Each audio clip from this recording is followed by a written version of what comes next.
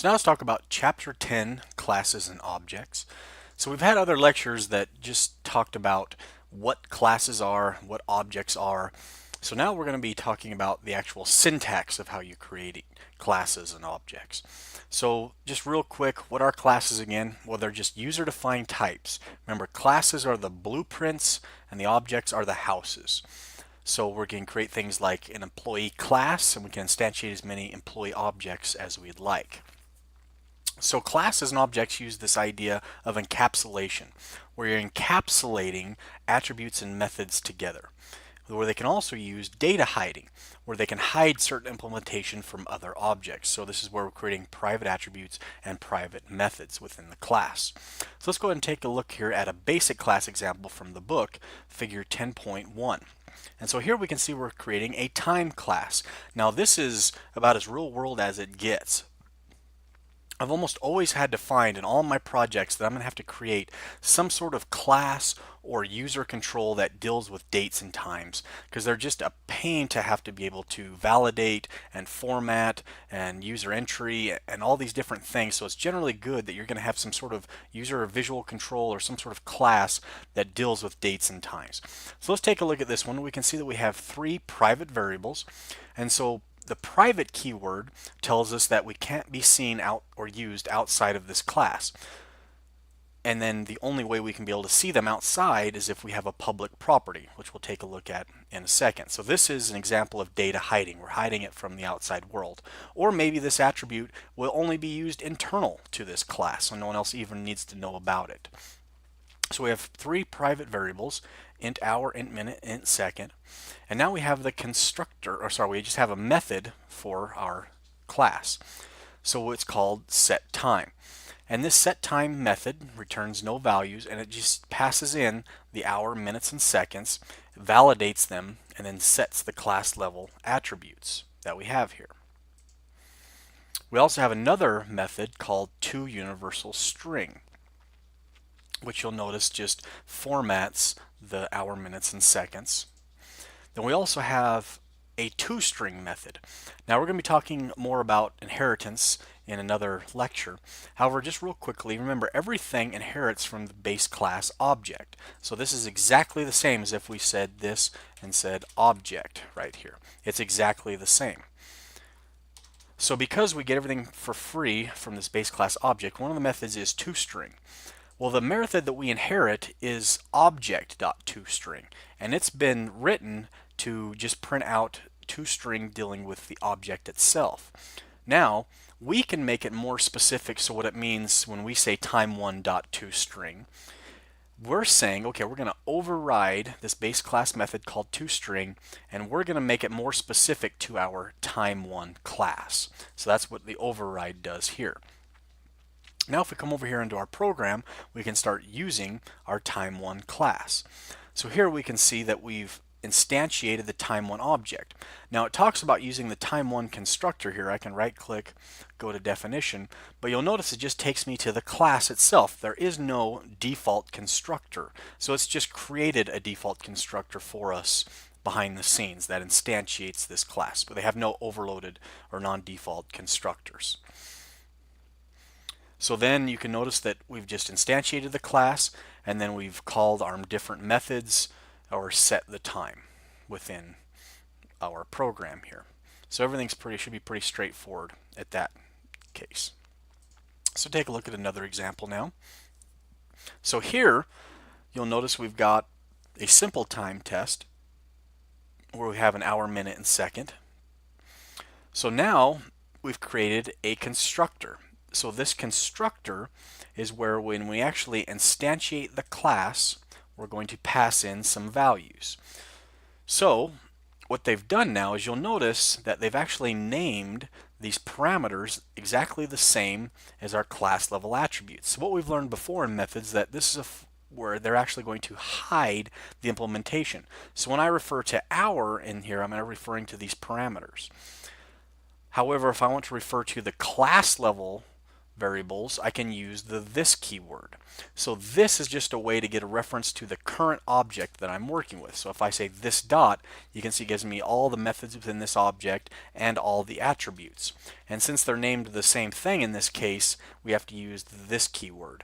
I generally prefer not to do this. I generally would say something like maybe capitalize this or do something different so that I don't hide the implementation here. Then they just have some other methods down below.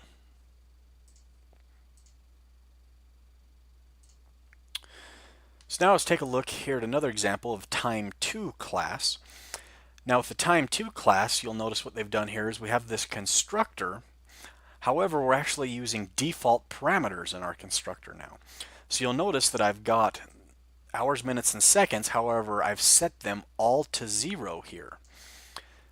And then what I do is then I call this method called setTime and just pass those in.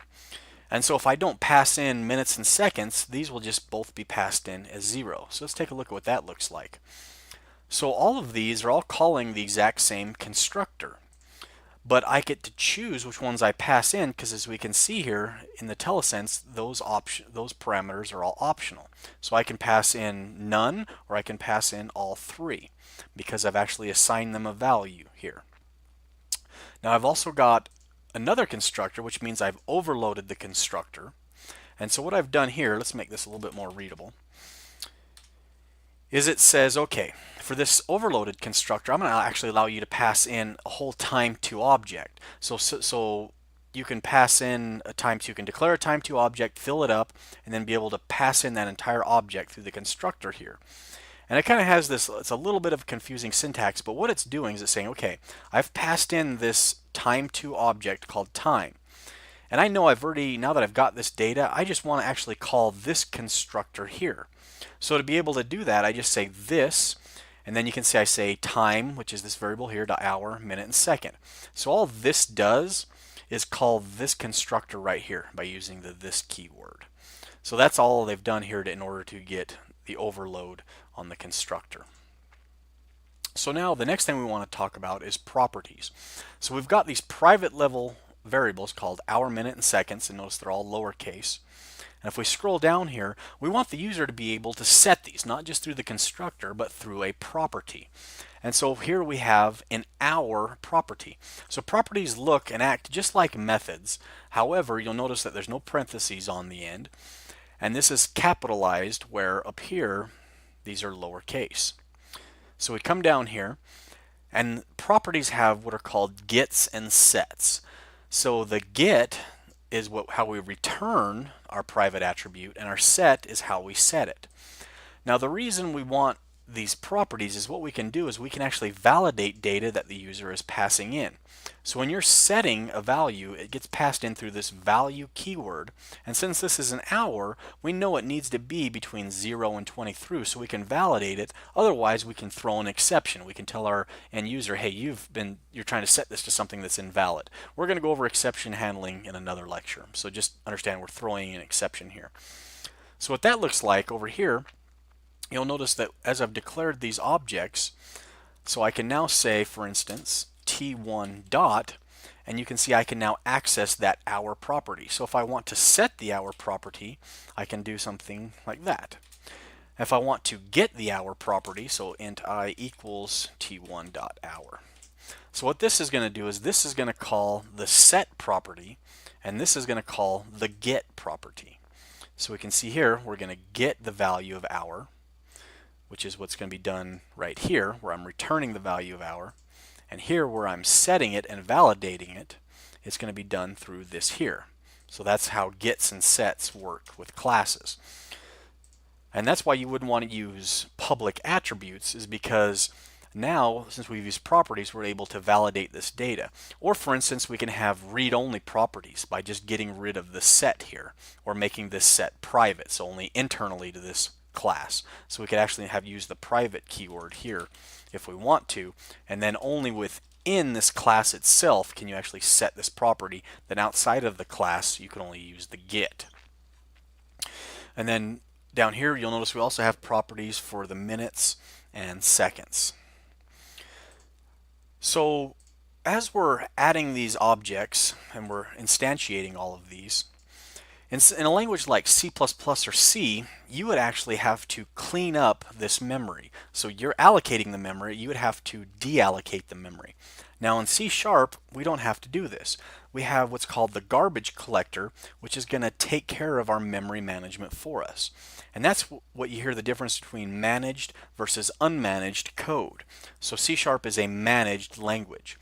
And so this garbage collector is just a way of returning and releasing resources when those objects are no longer being used. So they've gone out of scope. And so the CLR, which is included with each version of the .NET framework, it gets upgraded. And so it gets better and better at figuring out, how long an object is in memory and then when it can clean it up and when it can't. And so it's gotten better over the years at being able to clean up your resources.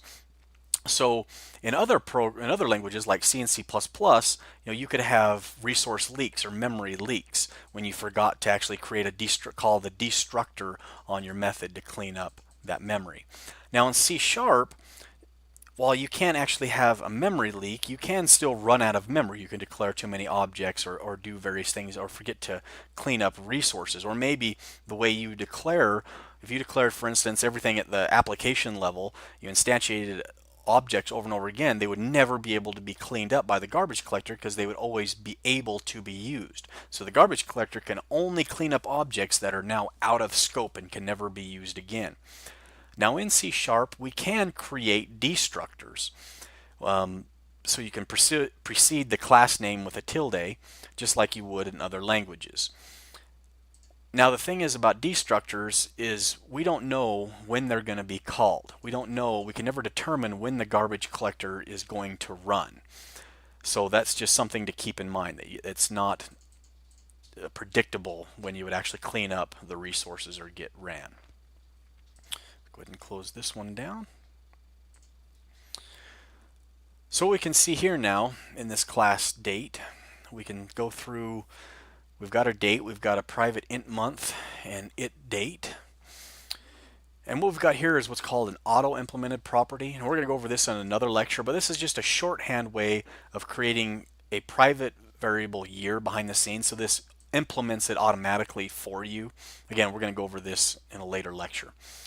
So we've got this month and this day, so we can see we've got this constructor here that's just setting these properties, which actually does the validations on these sets for our date here. Okay, and so this in itself is a class called date. Now if we go over to our employee again, you'll notice we've got this employee class and it has two attributes, first name and last name. Then it has another two attributes of type date, of birth date and hire date. Now what you want to notice here is that these are strings. So we've been working with string attributes, integers, doubles all along, but here we're actually declaring objects within another class. So this is the has-a relationship that we're going to be talking about in here. And so now we're actually instantiating objects within another class that it contains it here. So over here you can see we're actually, here's two birth dates that we're instantiating, and then we're passing in these objects into our constructor here for our employee. So we had to actually instantiate objects to pass it into this object to be able to instantiate it.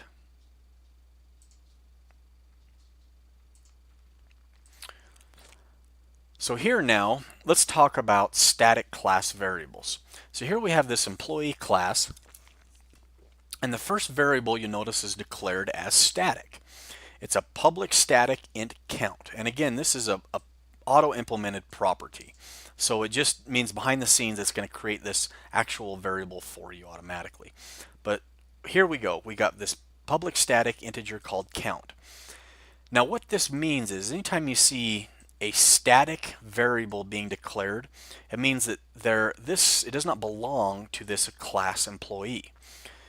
It does not belong to any individual object of type employee. So no matter how many objects of type employee we instantiate, there's only one peg hole in memory that holds this count.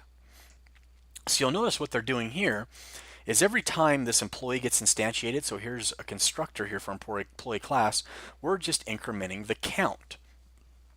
And so no matter how many different employee objects we create, there's only one count in memory. So that means no one individual object owns this count, as opposed to these normal private and public variables where every individual employee object has a first name and has a last name, but they all refer to the same count in memory. So they all share that same data. So now if we actually take a look at how we're using this, here we go. We declared 2 employees, and you'll notice that we can set the first name and last name here, just like we would. We use the actual object reference to set these. However, because this count has been declared static, no individual employee object actually owns it. So if I say E1 dot, you'll notice that it does not have anything called count inside of it. So in order to get this count, we have to use this syntax here. We actually just use the class name and say employee dot count. And so this gets us this attribute now that belongs to all employee objects. So you just have to use the class name for static attributes. Now, we've actually been using static methods all along. So for instance, something like math.pow. This is actually a static method. Now before I never said anything. You'll notice that we never had to instantiate the math class, but we were able to use methods within the math class. Well, how we're able to do that is all these methods are declared static. So if you were to instantiate a class, you can't use the static methods because no individual one uses them. For instance, the random class has 2 static methods that are used here. But if I want to use, for instance, to get a random number, use the next method, I actually have to instantiate the random class. So we've been using static methods all along. I just kind of glanced over it because it would probably be a little bit more confusing if we talked about it ahead of time. So that's the difference between static methods and regular methods. So now let's talk about constants and read-only variables. So what we're going to do here is let's go ahead and just add in a read-only variable. So we have, first we could do a public constant int I, and we could have public read-only int j. So now both of these are constants. However, there's a subtle difference where a constant, when you declare it, you have to initialize it as soon as you declare it. And then it can never be changed in your program from this point on. It's a constant. Where a read-only variable, it's also constant, and I could, if I wanted to, go ahead and set it right when I initialize it. However, what's nice about read-only is that now I can actually set it down here in my constructor. So, but once it's been set, I can never set it after there. It just becomes a normal constant value. So the reason where you'd want to use read-only is maybe you'd actually have it passed in through a parameter. When you first initialize this class, you set it one time, that read-only variable, then from then on it's a constant. But it's a way of you're able at runtime to set that constant value. Now when you have a constant here, you'll notice if I come down here, constants are implicitly static variables. So why are they implicitly static? Because you only ever need one stored in memory. So they actually make constant variables implicitly static. That way it's not declared over and over again, and it's a way to save memory. But you don't really need to know that or worry about that when you're programming your programs. So now let's go ahead and take a look at an example program that I've written for us. And again, this is on Canvas, this chapter 10 example. And so what I've done is I've created this vehicle class. And to add a new class, all you do is right click, add, and you can do new item and then select class, or just select class, do new class. It's going to pop up with your little dialog, and then you can just add the class name and click add. And that's all I did here for this vehicle class. Then you'll notice I've gone ahead and I've put in all these region tags so that we can open and close these. So first off, let's take a look at our attributes. So we're going to describe what makes up a vehicle. So first let's set the make. So let's create a private attribute called string sMake. So this is the make of our vehicle. We're also going to have the model of our vehicle and the color of our vehicle. And while we're at it, let's go ahead and create a constant. So for a constant, let's create a private constant int that's I number of wheels. And let's set that to 4. And so now we have two private attributes, one public attribute called color, and then we have a private constant. And now let's go ahead and create a read-only private variable. So private read-only string stop speed. So now my constant I had to initialize, and my top speed I'm going to initialize in my constructor.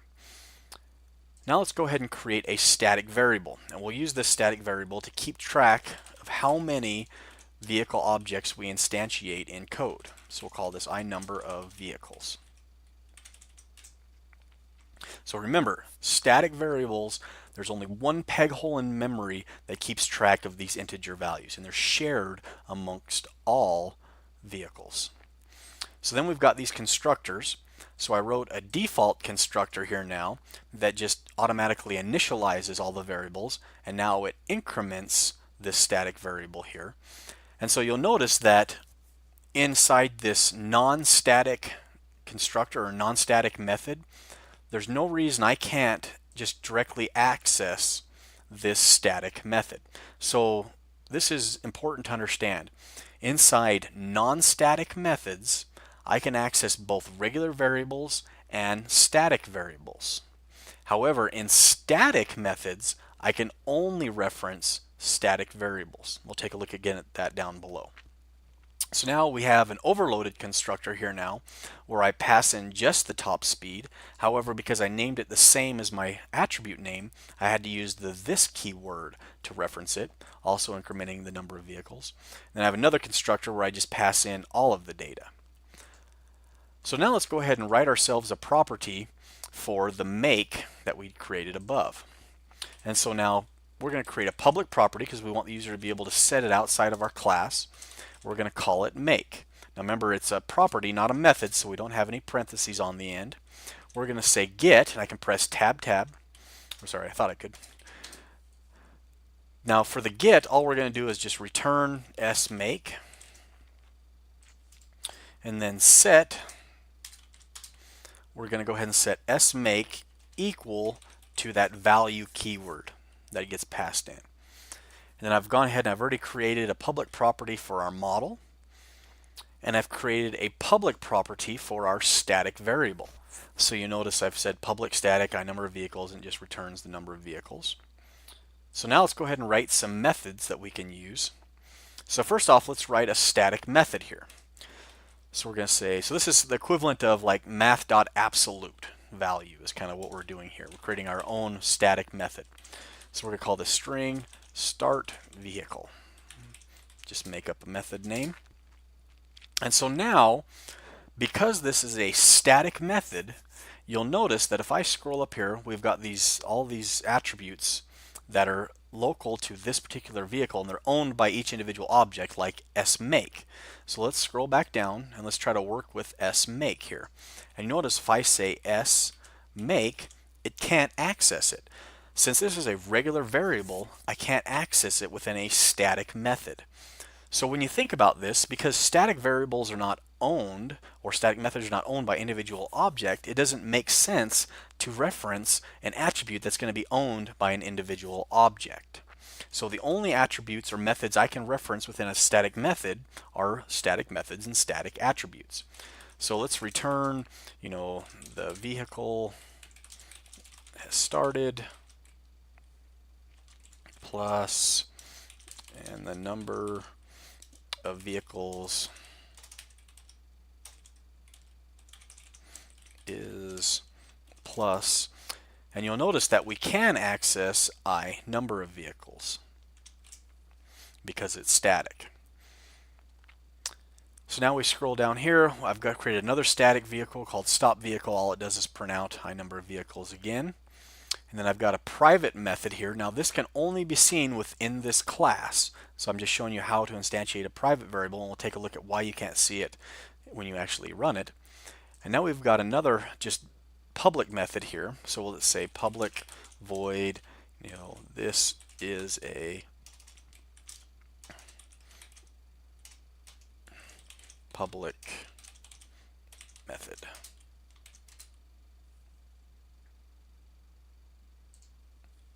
Something like that. So now let's go ahead and start using our class. So let's come over here to our form. And so now what we want to do is we actually want to instantiate sim vehicle classes. And we'll instantiate vehicle 1, 2, and 3. So all we do is start typing CLS vehicle space my vehicle equals a new CLS vehicle. Now you'll notice that I didn't actually have a comment. So this is a vehicle class. So this is why it's important. So when I was actually typing this before, the comment didn't come up, but now when you type that in, it's actually going to pop up telling you that this is the vehicle class that you're actually instantiating. So now let's say CLS vehicle. We can see that there's our comment attribute that we just put in there. And let's call this my vehicle 2. And this one, we're going to go ahead and pass in our top speed. So we're going to call that overloaded constructor. Or we could have called any of the overloaded constructors. Now what we're doing here is we're just setting the first vehicle's attributes. So because these are public properties, I can call them, and now I can set these values. And again, I could have done some validation in here to make sure that they were valid. Now this is a property, this is a property. Now this is actually a public attribute. So if I bring up my IntelliSense again and try to type in smake, you see that I can't bring it up because it's a private attribute. The only way I can set it is by accessing the public property called make. Now sColor was a public attribute, so I can just directly access it over here when I'm using my object. So now if we want to call our static method to start our car, remember we don't use our object reference. We just say the class name dot start vehicle. And so that'll actually start our vehicle. Now just to show you, if we say our vehicle dot, this is a public method, so this is what the IntelliSense is going to look like for accessing public methods. However, you'll notice that I cannot access the private variable that we created over here. So if we scroll down, you'll notice that this is a private method, is not showing up in our IntelliSense. And if we try to use it, it's then going to tell us that this method cannot be seen outside this class. So it's telling you, hey, you need to make this public if you're really meaning to use it. So now let's go ahead and debug this, just so we can kind of walk through and then use the debugger on it. So let's go ahead and run this. And so now when we click this start button, we're going to hit our debug point. And so now we can see that we're going to call our non-default constructor. So I'm going to press F11 here. We can see it jumps over to our default constructor, and now it just sets all of our attributes. And then same thing is going to happen. I'm going to press F10 to step over this. Now we're going to step into our property by pressing F11. Oh, sorry, I've got that set that won't let me step into properties in my debugger. So we'll step over our properties. Now let's step into our public method here, our static method. So I press F11 to step into it, and you can see now I've stepped into this vehicle. I can also highlight and see my number of vehicles that have been instantiated, and you notice that's set to 2. And the reason it's set to 2 is because I instantiated 2 particular objects. Just to take a look at the debugger again, there's a few different ways we can access these variable.